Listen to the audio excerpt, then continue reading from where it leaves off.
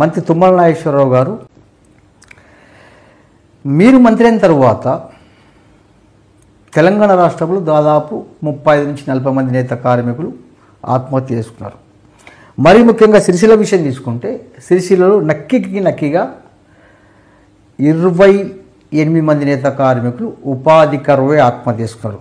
సిరిసిల్లలో ఆత్మహత్యలు 100% కాంగ్రెస్ ప్రభుత్వ విధానాల వల్లనే, కక్షపూరిత చర్యల వల్లనే.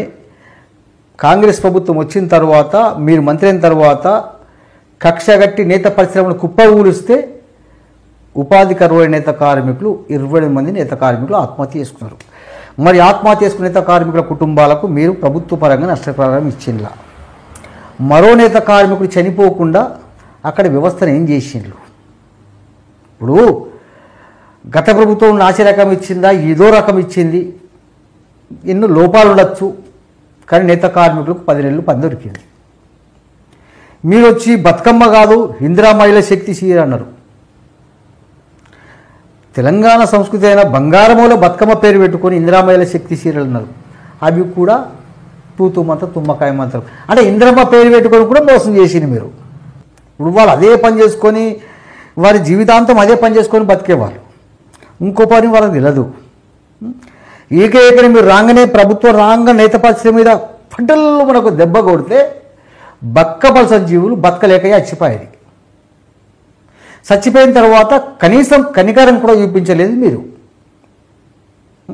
వారికి నష్టపరిహారం ఇవ్వలేదు, ఆ నేత పరిశ్రమ యథావిధిగా ప్రారంభించలేదు.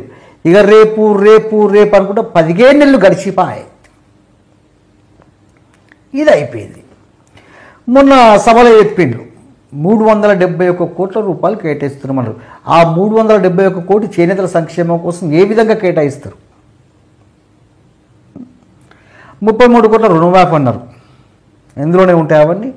ఇప్పుడు గత ప్రభుత్వము నాసి రకం ఇచ్చింది, మేము నాణ్యమైన చీరలు ఇస్తాం అన్నప్పుడు దాదాపు 600-700 బడ్జెట్ కేటాయించాలి చేనేతల కోసం, కేవలం చీరల కోసమే, మళ్ళీ టిట్టు వివిధ సంక్షేమాల కోసం కాదు. అంటే ఇది కూడా పెద్ద మోసమే. మంత్రి గారు గవర్ని కాదు, చనిపోయిన నేత కార్మికుల కుటుంబాలకు వెంటనే నష్టపరిహారం చెల్లించండి, యథావిధిగా నేత పరిశ్రమ ప్రారంభించండి. ఇది ఇయ్యరని చెప్తున్నా. దాని తర్వాత మళ్ళీ కలుద్దాం. చాలా ఉన్నాయి మంత్రి గారు.